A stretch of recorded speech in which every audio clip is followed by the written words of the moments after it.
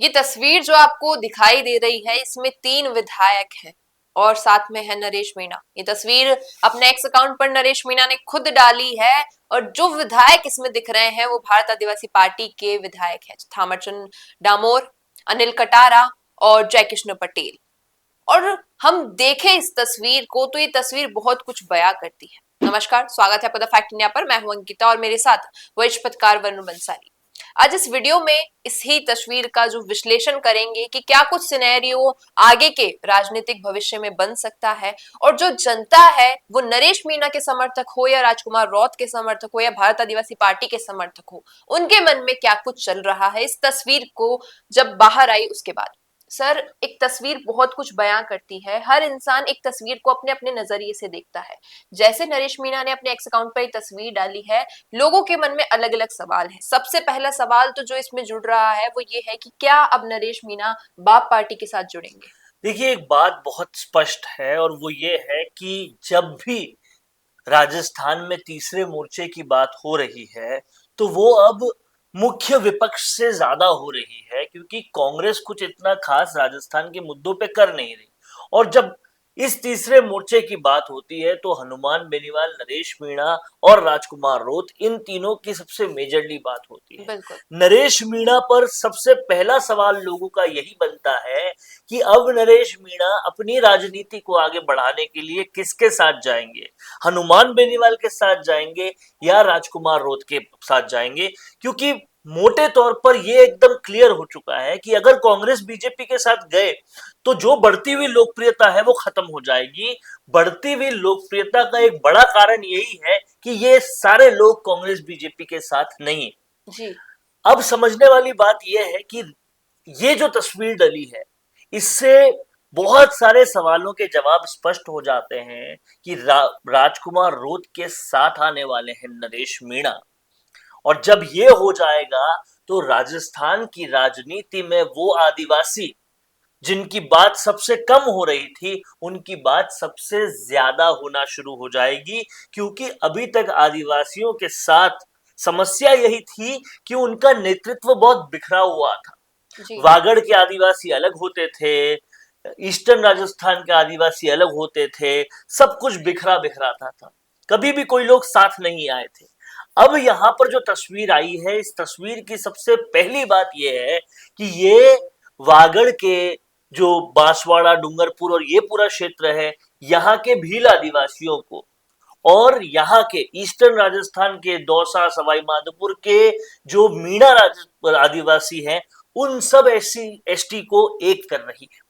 जी। अगर ये एक हो जाते हैं तो ये बहुत बड़ी ताकत बन जाते हैं। इसको समझना बहुत जरूरी है और समझना ये भी जरूरी है कि राजकुमार रोत और नरेश मीणा के साथ आने से ये एक कंपटीशन लेस एलाई होगा, क्योंकि ना तो राजकुमार रोत इनके क्षेत्र में कोई दखल देंगे और दखल देना बनता भी नहीं है, और ना नरेश मीणा उनके क्षेत्र में कोई दखल देंगे। तो ये दोनों कंपटीशन लेस है, दोनों में कोई कंपटीशन नहीं है और दोनों के समाज को एक सशक्त नेतृत्व की जरूरत थी। दोनों का समाज कांग्रेस बीजेपी से दुखी हो चुका था। फिर चाहे आप नरेश मीणा का समाज ले लीजिए तो दौसा, सवाई माधोपुर के जितने भी मीणा है वो आज तक कांग्रेस बीजेपी पे भरोसा करके दुखी हो गए। ना पानी की समस्या सॉल्व हुई, ना और कोई समस्या सॉल्व हुई। वहीं वागड़ में आप देखो तो मालवीय की सरकार हो या फिर बीजेपी की हो, कुछ खास उन्हें मिला नहीं, जो भी भील लोग हैं, इसीलिए भील प्रदेश की बात होती है।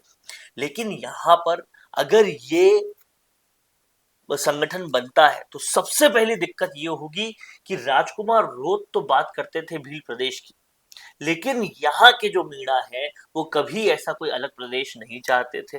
राजकुमार रोत तो बात करते थे कि हम हिंदू नहीं हैं। यहाँ पर मीणा अपने आप को कट्टर हिंदू मानते हैं। जी। ये जो भिन्नताएं हैं, इस पर कैसे सामंजस्य बिठाएंगे, ये सबसे बड़ी बात है। दूसरी बड़ी बात ये है, आप इसे बहुत गौर से समझिएगा कि एक तरफ राजकुमार रोत भी है, दूसरी तरफ हनुमान बेनीवाल भी है। ये दोनों अपनी पार्टी को बड़ा करने के लिए अच्छे गठबंधन ढूंढ रहे हैं, अच्छे नेता ढूंढ रहे हैं और दोनों की नजर कहीं ना कहीं नरेश मीणा पर थी, क्योंकि उनकी लोकप्रियता चरम पर थी। बिल्कुल। अब नरेश मीणा अगर चुनते हैं राजकुमार रोत को, तो हनुमान बेनीवाल का एक बड़ा सपना चकनाचूर हो जाएगा। हनुमान बेनीवाल ये चाहते थे, उन्होंने कई मंचों से बोला भी था कि अगर जाटों के साथ मुसलमान और मीणा मिल जाएं, तो जैसे उत्तर प्रदेश में यादवों ने सरकार बनाई या बिहार में यादवों ने सरकार बनाई, यहां पर भी रालोपा सरकार बना सकती है। उनको मुसलमानों और मीणाओं का साथ चाहिए, तो वो मीणाओं का साथ तो माइनस हो जाएगा। हाल ही में आपने देखा भी होगा कि हनुमान बेनीवाल ने अपनी पार्टी से कितने सारे मुसलमान जोड़े हैं, मुसलमान नेता जोड़े हैं नागौर में। तो वो अपनी पार्टी को बड़ा करने के लिए येन केन प्रकरण सारे काम कर रहे हैं, लेकिन नरेश मीणा को लाने का सपना उनका अगर पूरा नहीं होता तो बहुत दिक्कत हो जाएगी। लेकिन यहाँ पर एक दिक्कत नरेश मीणा के साथ भी है, उसको भी समझना बहुत जरूरी है। देखिए, नरेश मीणा के सारे इलाकों में 30-35% से ज्यादा मीणा है जी, बाकी सब अलग अलग जातियां हैं। तो वो जातियों की भरपाई वो कैसे करेंगे, वहां से वोट कैसे लेंगे, अगर वो कोलैबोरेशन भी करते हैं भीलों के साथ जी, और किसी और जाति के नेता के साथ नहीं करते। अगर वो जाटों के साथ करते तो जाट साथ आ जाते, अगर वो भाजपा के साथ करते तो पूरा का पूरा जनरल कैटेगरी साथ में आ जाता, कांग्रेस के साथ करते तो एसटी के अलावा जो और पिछड़ा वर्ग है वो साथ में आ जाता। तो यहां तो उनको फायदा हो रहा था, पर राजकुमार रोत के साथ मिलने से वो फायदा नहीं हो रहा। तो सोचना ये पड़ेगा कि वो दूसरी जातियों को कैसे साथ लाए। जैसे आपने देखा कि गुर्जर मीणा एकता की बात भी नरेश मीणा ने पिछली जनक्रांति यात्रा में इसलिए उठाई थी क्योंकि उनको कहीं ना कहीं मीणाओं के अलावा दूसरी जातियों का साथ चाहिए, नहीं तो अंता जीतना बहुत मुश्किल है। हालांकि अब जो उनकी लोकप्रियता है उससे उनका युवाओं में अच्छा क्रेज बन गया है, तो हो सकता है वो मीणाओं के आगे भी वोट ला पाए, लेकिन बिना किसी साथ के बहुत ज्यादा आगे बढ़ पाना बहुत मुश्किल है। और उन्होंने प्रत्यक्ष रूप से देखा भी है, जब टोंक का पिछला चुनाव हुआ था तो हनुमान बेनीवाल का कैंडिडेट 20,000 वोट लाया था और नरेश मीणा जितने वोटों से कम पड़ रहे थे वो तकरीबन उतने ही वोट थे। अगर उस वक्त वो रालोपा से लड़ लेते तो वो टोंक जीत भी सकते थे जी। लेकिन सर, जब ये तस्वीर सामने आती है तो इसके नीचे जनता अपना ओपिनियन दे रही है, और कमेंटिंग जब हमने देखी तो सबसे पहली चीज जो मुझे दिखाई थी वो ये कि आप बैठे तो हैं 3 विधायकों के साथ, लेकिन देखिए इसमें से एक विधायक रिश्वतखोरी के मामले में जेल में जा चुके हैं, अभी जमानत पर बाहर है। तो कहीं ना कहीं वो वाली चीज भी सोचो कि राजनीति में आने के लिए आप भ्रष्टाचार के साथ मत जाओ, क्योंकि आप इतने समय से भ्रष्टाचार के खिलाफ खड़े। देखिए, समझने वाली बात यह है अंकिता कि जब भी हम थोड़े से बदलाव की ओर जाते हैं, थोड़े बहुत लाल चिन्ह तो लगते ही लगते हैं। अब जहां पर कई लोग बोलेंगे कि जयकृष्ण पटेल भ्रष्टाचारी या भ्रष्टाचारी के साथ क्यों जा रहे हैं जी, तो वहीं दूसरा पक्ष ये भी बोलेगा ये भ्रष्टाचार नहीं, ये तो भाजपा का षड्यंत्र था जी। आप समझ रहे हैं, अगर वो मान लीजिए भाजपा के साथ जाते तो वो ये बोलेंगे जिसने आपको जेल में डाला आप उनके साथ क्यों जा रहे हैं। अगर वो कांग्रेस के साथ जाते हैं तो वो ये बोलते हैं कि जिसने आपको टिकट नहीं दिया आप उनके साथ क्यों जा रहे हैं। तो बदलाव के साथ लालचिन तो आएंगे, अब देखना ये होगा उसको किस तरह से ये डॉज करते हैं।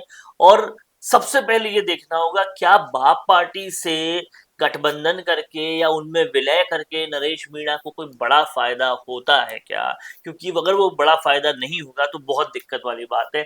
सबसे पहले समझने वाली बात ये है कि अगर वो हाड़ौती देख रहे हैं या सवाई माधोपुर दौसा की सीटें देख रहे हैं, वहां पर ऑलरेडी मीणा नेताओं में बहुत कंपटीशन है, किरोड़ी लाल मीणा भी है, मुरारी लाल मीणा भी है और भी कई सारे लोग हैं। तो आपका 30-35% का वोट शेयर है जी, जिसमें भी आपके पास कंपटीशन है। अब अगर आपको दूसरी जातियों का साथ नहीं मिला या उनके नेताओं का साथ नहीं मिला तो कैसे पार पड़ेगी। बिल्कुल, आप देखिए हनुमान बेनीवाल भी जब 3 विधायक ला पाए थे, खुद सांसद बन पाए थे, तो वो तब था जब उनका गठबंधन एनडीए के साथ था, उनके प्रचार में एनडीए के नेता आए थे। जब एनडीए का साथ नहीं रहा तो क्या हुआ, एक भी विधायक नहीं रहा जी, और वो खुद 2000 वोटों से जीते। तो साथ छोटी पार्टियों के लिए बहुत जरूरी होता है और ये समझ के साथ लेना होता है कि उनका जो वोट परसेंटेज है, जो उनका जातियों का वोट परसेंटेज है, उसको कैसे और बढ़ाया जाए दूसरी जातियों के साथ आके, और इस हिसाब से आपको गठबंधन करना पड़ता है। वो हिसाब बाप पार्टी के साथ बैठता नहीं है। तो ये नरेश मीणा को बताना होगा कि आखिर ये गठबंधन के लिए एक भूमिका थी ये मुलाकात, या केवल एक प्राथमिक शिष्टाचार भेंट थी। क्या था ये उनको बताना पड़ेगा। जी, तो अब देखना यही होगा कि नरेश मीणा किसको चुनेंगे, भारत आदिवासी पार्टी को या फिर राष्ट्रीय लोकतांत्रिक पार्टी को, रोध को चुनेंगे या बेनीवाल को। आपकी क्या राय है इस पर, किसके साथ जाना चाहिए नरेश मीणा को, कमेंट में बताइएगा। पसंद आया हो ये वीडियो तो इसे लाइक करना, शेयर करना और हमारे चैनल द फैक्ट इंडिया को सब्सक्राइब करना ना भूलना। धन्यवाद।